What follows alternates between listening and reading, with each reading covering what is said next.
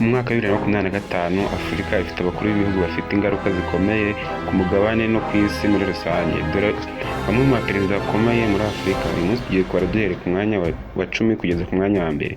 Ku mwanya wa 10 turasanga Ismail Omar Guelleh, perezida wa Djibouti, yagize uruhare mu guteza imbere ubukungu bushingiye ku bucuruzi n'ubwikorezi, anashimangira umutekano mu karere. Ku mwanya wa 9 turasanga Azali Assoumani, perezida wa Komore, yayoboye ibikorwa byo guteza imbere ubukungu bw'igihugu cye, anashimangira umubano n'ibindi bihugu bya Afurika.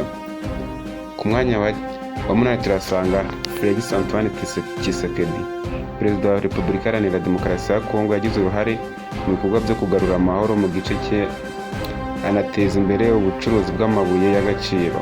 Ubwo amahoro yagaruye murayumva.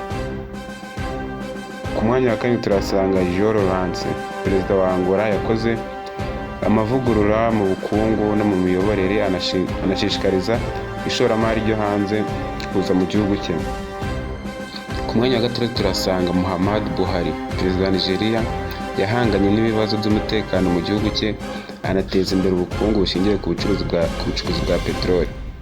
Ku mwanya wa 5 turasanga Abiy Ahmed, minisitiri w'intebe wa Ethiopia, yagize uruhare mu bikorwa byo kugarura amahoro mu gihugu cye no mu karere, anateza imbere imishinga y'iterambere ry'ibikorwa remezo. Ku mwanya wa 4 turasanga Nana Akufo-Addo, perezida wa Ghana, yashimangiye demokarasi mu gihugu cye, anateza imbere ubukungu bushingiye ku buhinzi n'ubucukuzi bw'amabuye y'agaciro.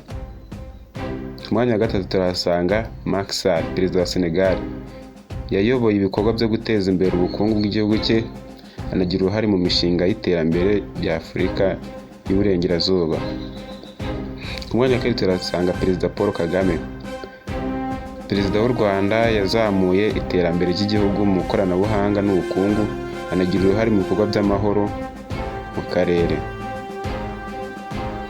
Ku mwanya wa 2 turasanga Cyril Ramaphosa, perezida wa South Africa cyangwa Afurika y'Epfo, yashimangiye ubukungu bw'igihugu cye, agira uruhare mu guteza imbere ubucukuzi n'ikoranabuhanga ku mugabane. Niba ari ubwa mbere warugeze hano, kandi subscribe kugira ubashe kugira n'utundi tuziga nk'utu ngutu. Ciao, hasta la vista.